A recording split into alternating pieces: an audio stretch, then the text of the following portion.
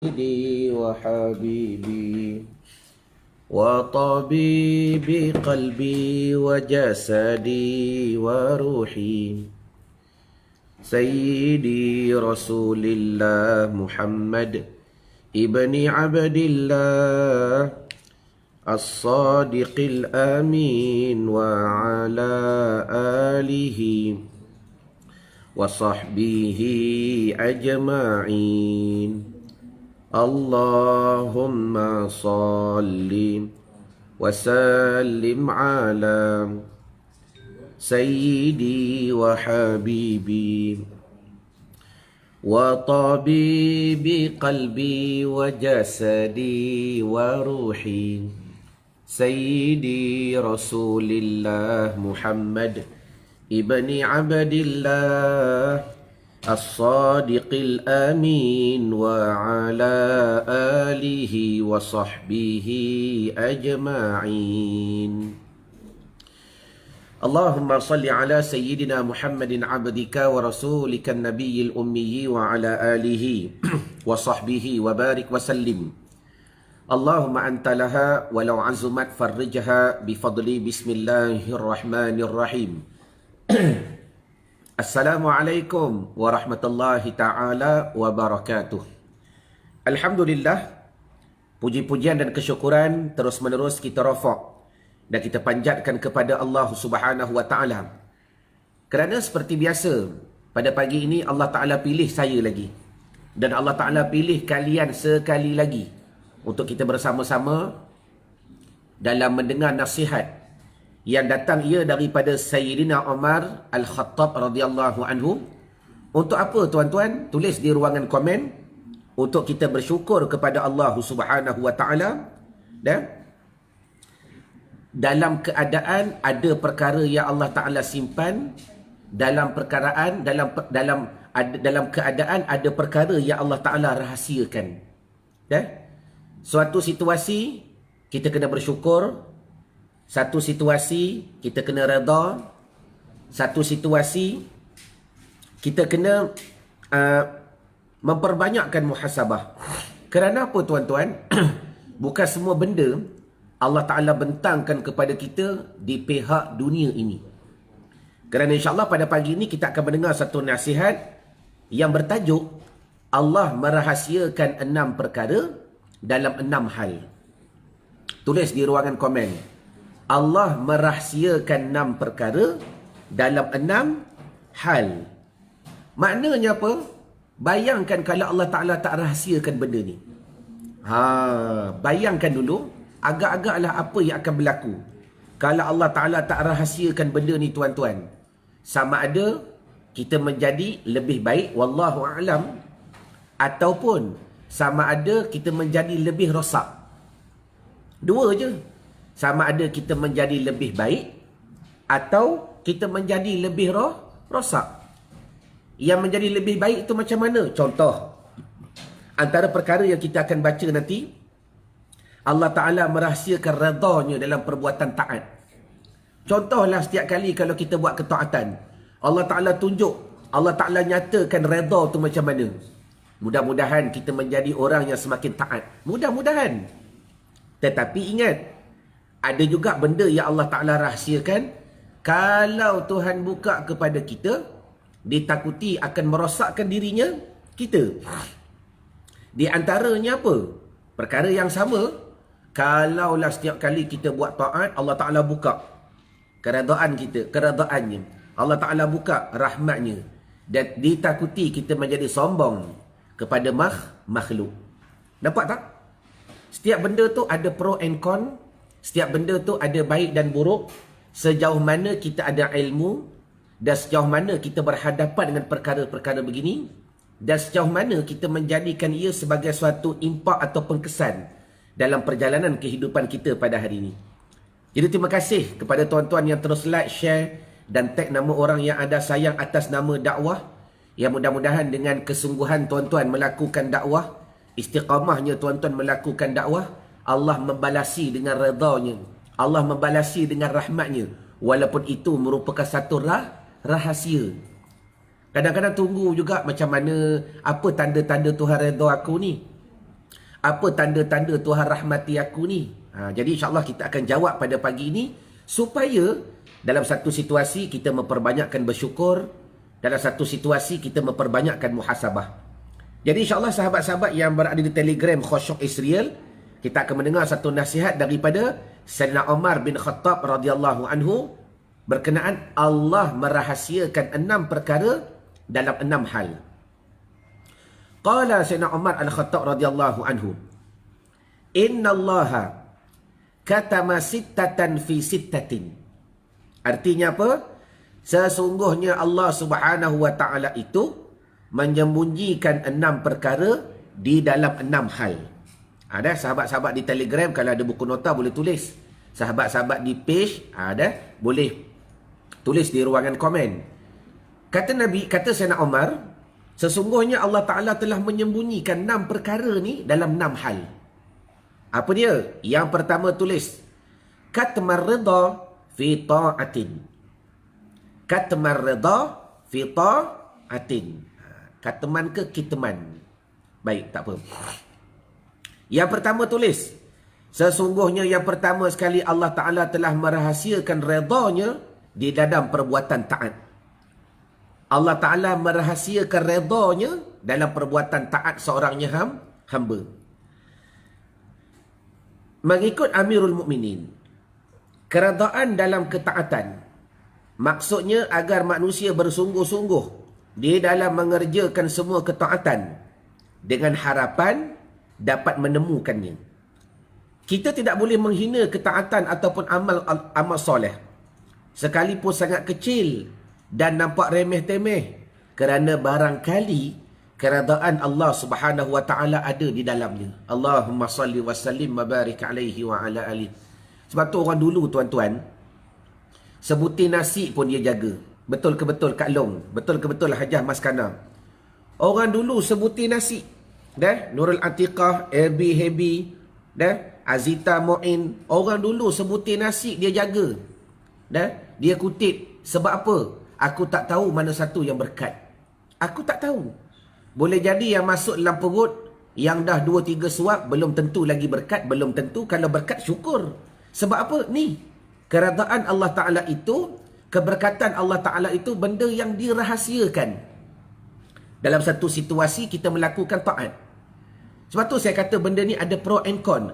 Kalaulah Allah Ta'ala nyatakan, setiap kali kita buat taat, gedebak jatuh 5,000. Tanda Allah Ta'ala rahmat. Contoh, setiap kali kita sujud, lipat-lipat tikar sejadah, ada 10,000 dekat bawah sejadah. Tanda kita redha, tanda Allah Ta'ala redha, masalan. Ataupun habis je solat, rasa, wallahualam, kita nak bayangkan pun tak boleh. Cuma gambaran apa yang hamba nak beri faham. Kalaulah sekiranya Allah Ta'ala nyatakan redhanya itu dalam setiap taat, tuan-tuan, sama ada dua. Kemungkinan tu pasti berlaku. Sama ada kita menjadi semakin taat, ataupun kita menjadi semakin alpa, ataupun lalai, ataupun sombong. Dua sahaja. Dah? Kalau orang tu bijak, makin dia buat, dia makin nyata rahmat Allah. Makin nampak kebesaran Allah, dia semakin taat. Terima kasih Nur Lidah Ismail. Dah? Rezeki anak-anak pondok. Doakan tuan-tuan, insyaAllah bulan 9 ni pelajar pondok kami dah boleh masuk balik ke madrasah.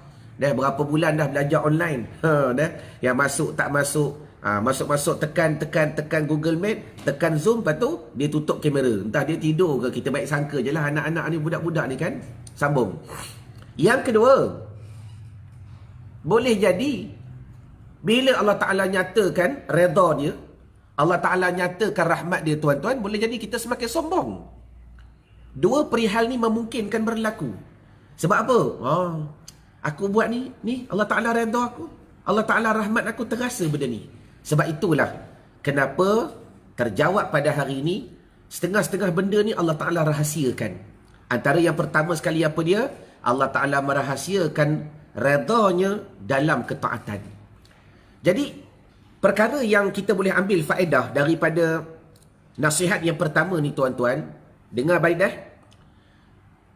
Yang pertama sekali, setiap amalan cari redha. Sebab tu kalau kalian perasan, setiap pagi, setiap masa, setiap program, setiap keadaan, Saya akan mengulang ayat. Ilahi anta maqsudi wa ridhaka matlubi. Tuhanku, kepada engkau maksudku dan hanya keredaanmu yang aku tuntut. Hidup kita nak cari redha Allah Ta'ala semata-mata. Kalau kalian lebih fokus, insya-Allah dia akan menjadi satu tujuan yang begitu hebat. Dan ingat, dalam keadaan mencari redha, hari ini terjawab. Perkara itu benda yang Allah Ta'ala tak nyatakan. Maka termasuk daripada rahsia Allah Ta'ala. Yang pertama apa dia? Dirahasiakan redanya di dalam perbuatan taat. Maka kita akan terus buat. Terus buat. Terus buat. Dah? Jelas ke jelas? Itu yang pertama. Yang kedua, apakah lagi Allah Ta'ala rahasiakan dalam 6 hal? Wa kitmal ghadabi fi ma'siyatin. Allahumma salli ala sayyidina wa maulana Muhammad. Tulis tuan-tuan. Ini termasuk daripada doa Nabi SAW. Apa dia? Wa kitmal ghadabi. Allah Ta'ala menyembunyikan kemarahannya fi maksiatin. Di dalam perlakuan maksiat. Apa dia?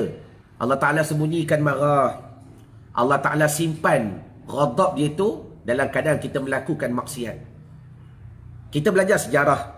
Sejarah ni benda yang tidak, benda yang sesuatu perkara yang fakta, yang tak dapat tidak, satu perkara yang perlu kita menilai dan merenung untuk kita baiki diri kita. Tuan-tuan maklum kan, bagaimana zaman-zaman dahulu, kalau dilakukan maksiat, maka Allah Ta'ala turunkan kemurkaannya on the spot. Sejarah telah membuktikan bagaimana dibinasakan kaum Ad, dibinasakan kaum Samud. Dan sejarah telah membuktikan macam mana Tuhan terbalikkan dunia sekejap je tuan-tuan, kun fayakun. Maka hari ini bersyukur sekejap dengan berkat doa Nabi SAW. Antara doa yang Nabi minta apa dia? Ya Allah, kalaulah umat aku buat salah, buat dosa, janganlah engkau turunkan kemarahan on the spot. Allahumma salli ala Muhammad. Syukur tuan-tuan. Maka ia menjadi perkara rahsia yang Tuhan simpan. Antara doa Nabi yang Allah Ta'ala minta, yang Nabi minta bukan Tuhan tak kabul, tapi Allah Ta'ala ni bijak cara mengkabulkan. Antaranya apa? Ya Allah, aku nak rasa ni, bagilah umat aku ni, kalau mereka mati besok, supaya mereka tak merasakan sakit kepada mati, biar aku rasa semua. Ni juga antara doa Nabi. Yang ni Allah Ta'ala bukan tak perkenan, Allah Ta'ala beri dengan cara yang lain. Jadi kembali kepada bicara kita pada hari ini. Berkata musannif, kemurkaan Allah Subhanahu wa Ta'ala dalam kemaksiatan. Maksudnya agar manusia menjauhi kemaksiatan. Kita tidak boleh mengambil ringan akan kemaksiatan, sekalipun sangat kecil, kerana takut-takut di dalamnya terdapat kemurkaan Allah Subhanahu wa Ta'ala. Waalaikumsalam Ami Amir. Jadi perkara yang kedua untuk kita muhasabah pada hari ini, ayuh kita berjaga-jaga. Daripada benda yang kecil pun jaga takut-takut. Di sini boleh jadi ada kemurkaan Allah. Jadi tuan-tuan nak tak saya share satu ilmu? Cuba kita convert. Sebab ilmu converter ni antara ilmu yang kami bantu dalam program interaktif Cinta Solat. Ilmu converter ni kalau tuan-tuan bijak. Terima kasih kepada Hermawati. Syukran jazilah khairan rezeki untuk anak-anak pondok kami. Ilmu converter ni, bila mana kita pandai gunakan ia dengan teknik yang betul, kadang-kadang dia banyak membantu diri kita. Banyak membantu. Sebagai contoh,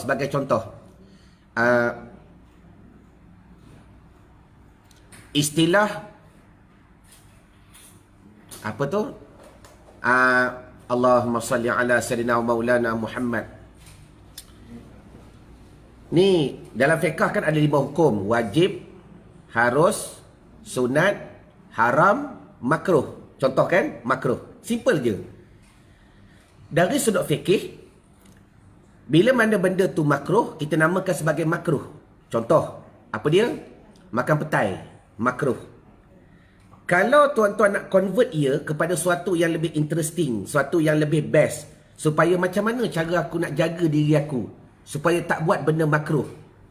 Tukar perkataan makruh kepada ni Tuhan benci. Makruh ni dia tak haram, tapi benda yang Tuhan benci. Ni kalian jelas ke jelas ni? Zurairna, me, myself. Adakah kalian jelas? Jadi, bila kita dapat convert daripada perkataan makruh kepada benda yang Tuhan benci, maka automatik perasaan kita akan berbeza, penjiwaan kita akan berbeza, dan insya-Allah tindakan kita mula berbeza.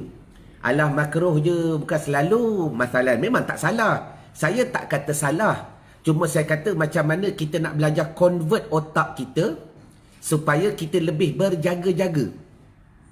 Terima kasih Nur Hayati. Dah. Sama juga, apa benda makruh? Makruh dari sudut fikih, buat tak berdosa, tinggal dapat pahala. Betul ke betul? Tetapi dari sudut tasawuf, benda yang Tuhan benci, benda yang Tuhan tak suka. Cuba convert. Tuhan tak suka ni. Kalau sebut makruh, kita akan kata alah makruh je. Kalau kita kata apa tu? Allahumma salli wa sallim wa barik alaih, benda Tuhan benci, Tuhan tak suka ni. Baik, sama juga benda tadi. Cuba tuan-tuan convert, belajar converter. Kalau nak belajar lebih detail, nanti kami bantu tuan-tuan. Minggu depan, nanti lepas 24 Ogos kita ada program nak baca solat edisi klasik. Ni semua saya nak ajar ilmu converter, nak bantu tuan-tuan. Itu secara program. Sebab santapan roh hati ni 1 jam. Program ni 2 hari. Banyak benda saya boleh ajar. Betul Tuan Haji Yasin, Allah benci. Baik. Sama juga, kalau tuan-tuan nak buat taat, cuba ubah daripada taat kepada redha. Kalau tuan-tuan nak buat maksiat, cuba tukar maksiat dengan marah. Jelas ke jelas? Cuba try buat dulu. Convert daripada suatu keadaan ataupun satu situasi yang lebih menggetarkan hati. Bila nak buat je, contohlah, kalau bahasa lama, kau ni tak letih ke buat maksiat? Contoh, itu bahasa lama. Kita convert bahasa baru. Contoh, ni, engkau suka ke Tuhan duk marah hari-hari ni? Suka ke Tuhan duk marah hari-hari ni? Nampak? Sehari, sebab bila telinga kita ni dah dengar lali maksiat, boleh jadi dua. Sama ada kita semakin takut atau kita semakin lalai. Alah, dah hari-hari dengar. Dari dulu pun buat tak ada apa-apa pun. Dari dulu pun buat tak ada pun azab turun. Mula sombong. Dari dulu pun aku menipu. Contoh, tak pernah pun Tuhan sekat rezeki aku. Allahu Akbar. Itu kalau kita memandang dari sudut perspektif maksiat. Tapi kalau kita ubah, convert kepada ini keburukan Allah, ini Tuhan murka, Tuhan marah, Tuhan murka, Tuhan marah, Tuhan murka, Tuhan marah, Tuhan murka, Tuhan marah. Maka saya yakin insya-Allah perkataan ini membantu tuan-tuan untuk kita menjadikan diri kita lebih baik dan semakin baik. Jelas ke jelas? Kalau jelas, tolong type jelas di ruangan komen. Juga sahabat-sahabat yang berada di Telegram. Habis, itu perkara yang kedua. Perkara yang ketiga. Pada tuan-tuan yang baru masuk live, kita masih lagi membincangkan berkenaan 6 perkara yang Allah Ta'ala rahasiakan dalam 6 hal ataupun keadaan. Dan Allah Ta'ala bijak dalam mengatur perkara begini untuk menjaga diri kita. Yang ketiga apa dia? Wa kitma lailatul qadri fi syahri Ramadan. Yang kita dah maklum, disembunyikan akan Lailatul Qadar di dalam malam-malamnya Ramadan. Di dalam malam-malamnya Ramadan Allah Ta'ala sembunyi. Allah Ta'ala tak bagi tahu.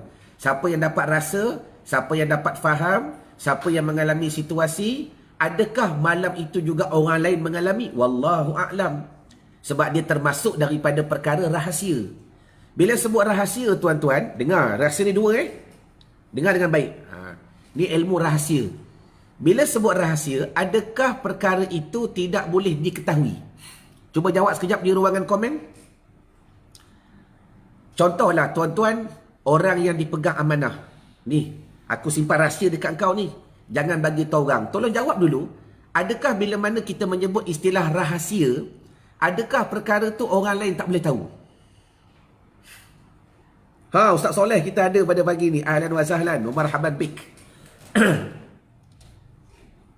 Memang perkara ni Allah Ta'ala rahasiakan.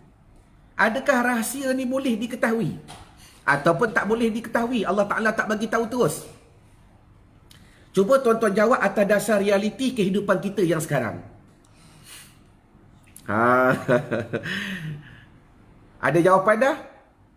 Hermawati, dah Ustaz. Syukran jazilah khairan jazak. Terima kasih kepada tuan-tuan yang terus like, share dan tag nama orang yang anda sayang. Hafizi kata boleh. Nia Azmaniyah kata boleh. Betul. Makna rahasia itu tidak boleh dikhabarkan kepada yang bukan ahlinya dan yang bukan diamanahkan dia. Betul? Memanglah dia tetap rahsia. Contoh, ni aku cerita dekat kau seorang je ni, kau jangan cerita dekat orang lain. Dah? Tapi, ada tapi. Dah? Tapi, kalau si Anu tu tanya, kau ceritalah. Maknanya, walaupun kita diamanahkan untuk menyimpan rahsia, ada suatu keadaan si pemberi rahsia saja boleh tahu balik, ataupun dia bagi ke lapangan. Dah? Tengoklah kalau ada orang tu tanya, yang ni kau boleh bagi tahu, yang ni kau boleh bagi tahu, yang ni kau boleh bagi tahu. Orang lain tak payahlah. Orang lain tak payah. Bermakna orang-orang yang disebut namanya, kau ni boleh cerita orang ni. Contoh, rahsia kan? Sama juga tuan-tuan. Allah Ta'ala ni memang dikata rahsia. Tetapi adakah Allah Ta'ala tak bagi tahu terus? Tak. Ahlinya, mana yang Tuhan nak bagi tahu, yang Allah Ta'ala rasa layak bagi tahu, Tuhan bagi tahu. Mana yang Allah Ta'ala rasa orang ni mampu untuk menerima akan dia, mampu memahami, Tuhan bagi tahu. Sebab rahsia bukan Tuhan tak bagi tahu terus. Ni contoh dalam memahami istilah rahasia. Sama juga masalah redha. Sama juga masalah murka. Tuan-tuan, kadang-kadang Tuhan buka juga. Dalam program-program yang lalu, saya ajar berkenaan macam mana kita nak merasai bahawa amalan yang kita lakukan Tuhan redha. Allahumma salli ala Muhammad. Memang tajuk asalnya rahasia. Waalaikumsalam Aisyah. Tetapi perlu diingat, kalau Tuhan berhak nak bagi tahu, walaupun rahsia dia, Tuhan boleh bagi tahu. Habis. Jelas kan? Jadi yang ketiga, secara teorinya, Lailatul Qadar itu merupakan satu rahasia. Secara hakikinya, kalau orang tertentu Tuhan nak bagi tahu, Tuhan boleh bagi tahu. Sebab apa? Tak ada siapa-siapa pun yang beri amanah kepada dia untuk pegang rahsia. Sebab dia Tuhan yang mutlak. Dan Allah Ta'ala juga lebih maklum kepada siapa yang dia nak maklumkan. Jelas? Sebab Tuhan tu bijak dalam perencanaannya. Wallahu'alam. Habis perkara yang ketiga. Habis. Yang keempat. Wa kitma awliyaihi fima bainan nasi. Tulis. Apakah lagi perkara yang Allah Ta'ala rahsiakan pada orang awam? Tuhan rahsiakan belaka. Melainkan ahlinya sahaja diberi faham. Tak nak ke jadi ahlillahi ta'ala? Cuba tulis di ruangan komen. Sahabat-sahabat yang berada di Telegram, tuan-tuan ni tak ada ke cita-cita nak menjadi ahlillahi ta'ala? Sebab tu tolong tengok balik 101 impian. Dan saya suka ulang benda ni tuan-tuan, sebab impian ni benda free. Tulis. Dan bila sebut tulis, tolong refresh balik, tolong tengok balik. Apa 101 impian aku nak jadi dekat dunia ni?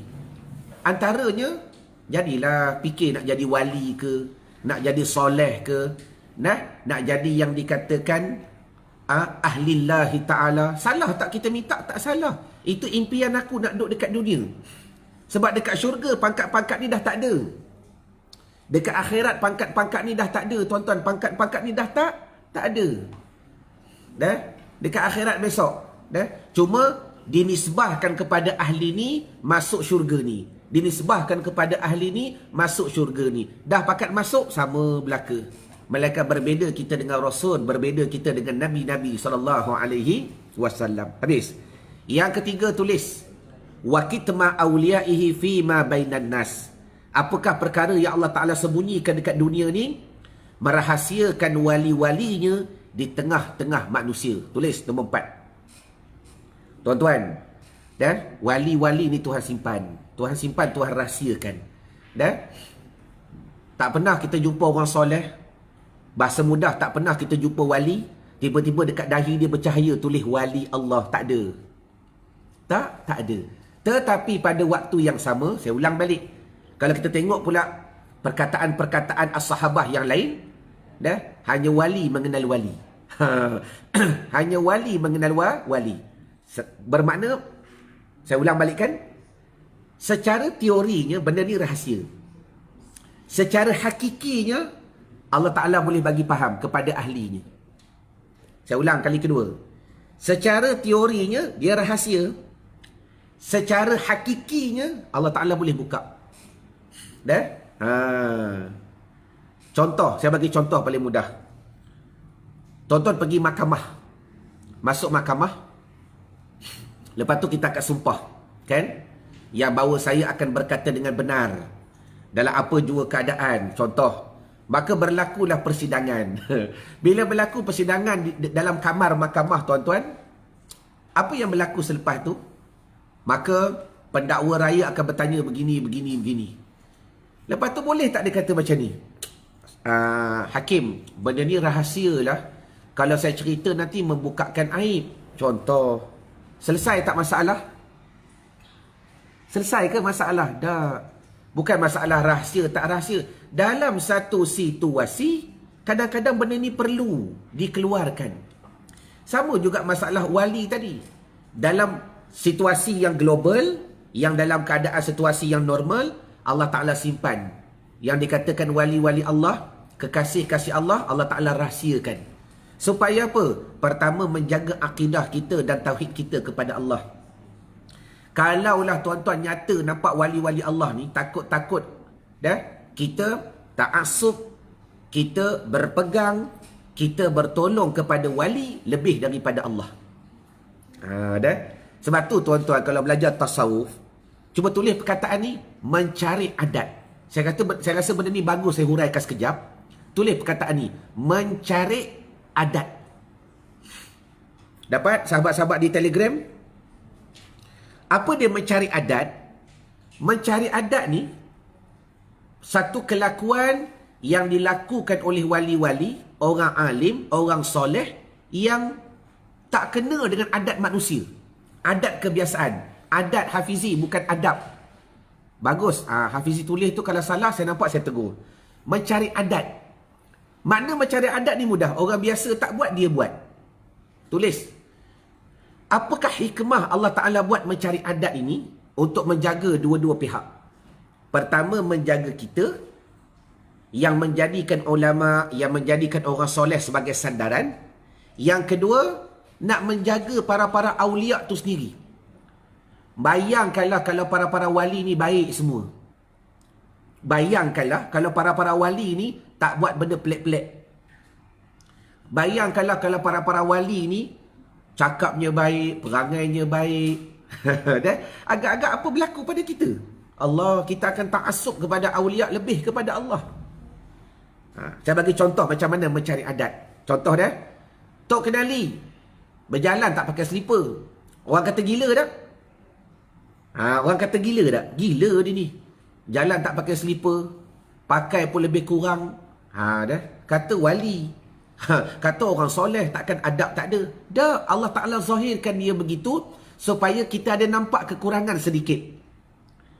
Waktu saya belajar di Fatani bersama Tok Syekh Fakir Daud, Tok guru saya ni duduk di Mekah 30 tahun. Bukan 3 tahun tuan-tuan, 30 tahun. Kalau ikut tak nak balik dah ke Thailand. Memang nak menetap di sana. Rumah ada, tanah ada, anak-anak lebih kurang 22 orang. Semua boleh kata beranak dekat Mekah. Keluarga besar. Dah. Tapi bila balik ke Malaysia, bila balik ke Thailand, dia buka pondok. Apa perkara mencari adat yang Baba Daud ni buat? Isap rokok sehari 2 kotak. Danghil. Tak main rokok Thailand ni, tak main tuan-tuan. Dah. Danghil sehari 2 kotak. Kata Tok Guru tasawuf, takkan isap rokok? Masalan. Dah. Takkan isap rokok? Dah. Ada ulama kata rokok haram dan sebagainya. Baik, satu. Yang kedua, Baba Daud ni kalau semayang jenis tak pakai baju. Aurat tutup. Kain tu dia naik tutup pusat. Dah. Pakai kepiah, pakai serban. Baju tak pakai. Allahu Akbar. Mencari adat tak? Mencari adat. Dah. Yang ketiga, Baba Daud ni kalau dia singgah dekat mana-mana kedai makan, pergilah mana-mana pun. Sampai dekat kedai makan tu, dia akan bentang sejadah dekat tengah-tengah kedai makan tu, terus takbir. Allahu Akbar. Sembahyang hajat 2 rakaat. Dia tak peduli orang tengah tengok bola ke, orang tengah bersembang dekat kedai ke, orang tengah makan ke, TV berbunyi ke, semua tu tak mengganggu diri dia tuan-tuan. Pelik kan? Ni dia panggil mencari adat. Pergilah mana-mana kedai makan. Dia tengok anjung, dia pergi masuk kedai makan tu, tengah-tengah kedai, dia bentang sejadah, Allahu Akbar. Sembahyang hajat 2 rakaat. Habis sembahyang hajat 2 rakaat, doa. Saat lagi tuan rumah yang kenal Baba Daud ni, dia panggil lah terhegeh-hegeh duduk tepi tu. Baguslah, beradab dengan ulama'. Saat lagi bila Baba Daud baca doa, dia pun aminkan. Habis tu, barulah order makan.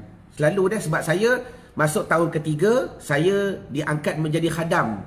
Sebab saya boleh bawa kereta semua, khidmat dengan Tok Guru. Masuk tahun ketiga, dah boleh jadi ahli khidmah. Khidmat, bawa Baba, makan sokmor tuan-tuan. Tapi kelebihan dia, lepas maya hajat, lepas order tu tuan-tuan, insya-Allah tuan kedai takkan minta duit. Ni ilmu siapa nak makan free. Ilmu siapa nak makan free. Pergi mana-mana kedai mamak, bentang sejadah. Boleh saya sembahyang hajat. Saya nampak pelik sikit kedai ni. Padahal gelap je, lampu tak buka. Saya tengok dari jauh nampak gelap, dia kata. Dalam hati kata memanglah gelap, lampu tak buka. Maya hajat 2 rakaat. Maya hajat. Lepas tu order makan insya-Allah. InsyaAllah tuan-tuan, kalau tuan tu kedai dia minta juga duit, tak tahulah. Ni saya bagi contoh perkara-perkara mencari adat. Banyak lagi. Cuma apa yang saya nak bagi faham ialah, mencari adat ini suatu situasi ataupun sesuatu keadaan yang Allah Ta'ala zahirkan kepada wali-wali, supaya pertama Tuhan nak jaga dua-dua pihak. Ada satu ulama' tu dekat Fatani, orang panggil dia wali besar, orang panggil dia wali lah. Wali keramat orang panggil dia. Wali keramat. Tapi maaf tuan-tuan, dengar saya mengambil istifadah atas dasar adab. Mulut dia huduh. Mulut dia. Kalau orang tak faham istilah mencari adat, mulut dia huduh. Kata orang lepas dia. Kata. Tapi berkat. Orang datang minta doa dan sebagainya, berkat tuan-tuan. Banyak, alhamdulillah. Jadi maknanya, kata wali. Ni tuan-tuan, kalau tuan-tuan tak tulis perkataan mencari adat, tuan-tuan takkan faham benda ni. Kata wali. Wali ni, tuan-tuan jangan anggap bila sebut wali je, baik, jalan bersopan santun, mulut penuh bahasa, pakai serban, dah. Di Yaman, Habib Omar bin Muhammad bin Salim bin Hafiz, kalau dia singgah ada sebuah tempat tu, terima kasih Bibi Ros. Dia singgah sebuah tempat tu, dia takkan berhenti, melainkan dia bersalam dengan seorang tukang kasut, serta cium tangan. Tukang kasut je. Tukang kasut, duduk saja kerja tukang kasut. Habib Umar kalau lalu tempat tu, singgah sekejap, cium tangan dia. Berkat. Tak mengajar, tak apa tuan-tuan. Kerja sebagai tukang kasut. Wali. Ni dipanggil mencari adat. Jadi apa yang dapat kita fahami dalam hashtag Santapan Rohani pada pagi ini, ingat, antara benda yang Allah Ta'ala rahasiakan, aku sembunyikan wali-wali di kalangan manusia. Kenapa Tuhan nak sembunyikan wali-wali di kalangan manusia? Supaya Allah Ta'ala pelihara kita dengan akidah dan tauhid yang benar. Jangan terlampau taksub sikit-sikit Tok Guru, ni anak nak periksa ni. Bukan kata salah benda tu, tapi ada gap dia, ada caranya, ada adabnya. Jangan sampai kita melampau. Jelas ke jelas? Tapi kalau benda itu baik dengan syarak, baik dengan adab, kebetulan jumpa orang soleh, pergilah minta doa. Mintalah buat air tawar dan sebagainya. Kerana, ni jawapan dia, kita tak tahu siapakah wali-wali Allah. Tak tahu. Itulah perkara yang tersembunyi, yang Allah Ta'ala sembunyikan. Habis. Dan yang kelima, sikit lagi. Apakah perkara yang Allah Ta'ala rahasiakan dalam 6 hal? Wa kitmal mauti fil umri. Tulis. Aku sembunyikan kematian di sepanjang umur. Allah. Aku sembunyikan kematian di sepanjang umur. Betul Saiful, tawasul, silakan. Perkataan ini perkataan yang terlebih maklum.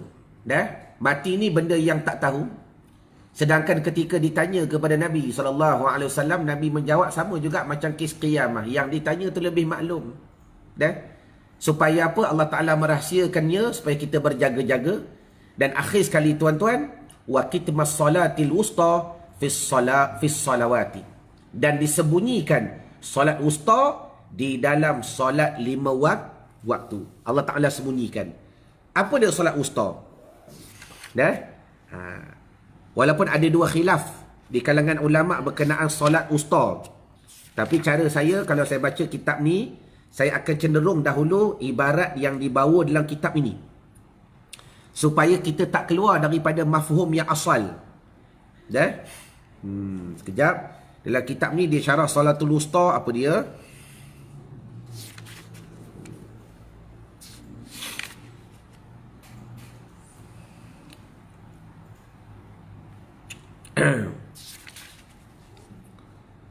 Panjang bab ni.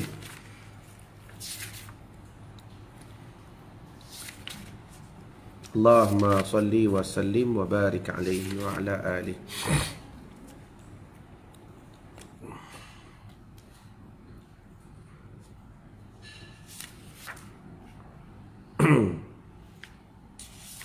Terima kasih bagi tuan-tuan yang terus like, share dan tag nama orang yang anda sayang. Sekejap dah. Saya nak tengok dalam ni dia pegang pendapat yang mana. Supaya kita beradab kepada karangan ulama', itu kaedahnya.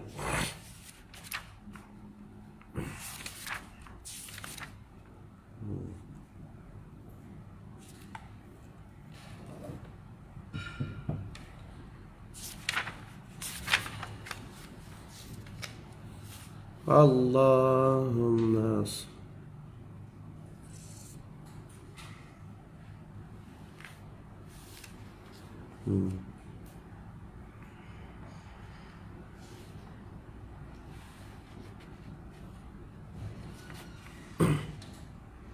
Baik, saya tak jumpa tuan-tuan. Cuma biasa kalau kita merujuk kepada yang ditulis oleh para ulama' dalam kitab-kitab fiqh, salatul wusta antaranya salatul asar. Dah? Walaupun terdapat khilaf di kalangan ulama'. Sebab salatul asar ini tuan-tuan satu solat yang berada pada satu waktu yang bersibuk kita dengan dunia. Terlalu bersibuk kita dengan dunia.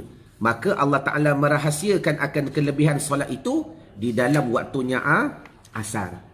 Jadi mudah-mudahan pendapat yang saya bawa datang tidak menyalahi daripada pendapat yang ditulis oleh ulama' dalam kitab Nasaihul Ibad.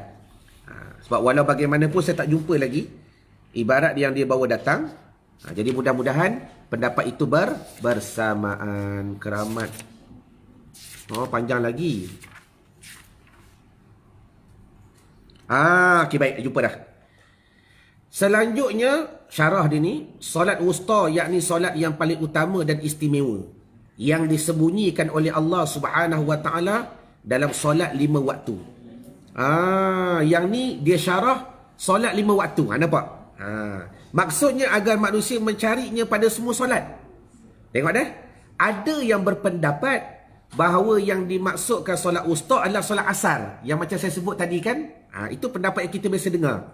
Bagaimanapun ayat 238 surah Al-Baqarah yang menyebutkan perkataan wusta mengikut ahli hadis bermaksud agar seluruh solat itu dilakukan dengan sebaik-baiknya dan sekhusyuk-khusyuknya. Wallahu a'lam. Tengok. Sebab tu alhamdulillah insting saya kuat. Saya ni kalau baca kitab, kita beradab dengan syarah ulama' itu terlebih baik. Supaya kita nak mendapat link yang besar daripada ibarat, kefahaman, penulisan dan juga penjiwaan yang Allah Ta'ala turunkan kepada hati pengarang. Jadi yang dimaksudkan solatul wusta di dalam ibarat ini ialah solat 5 waktu.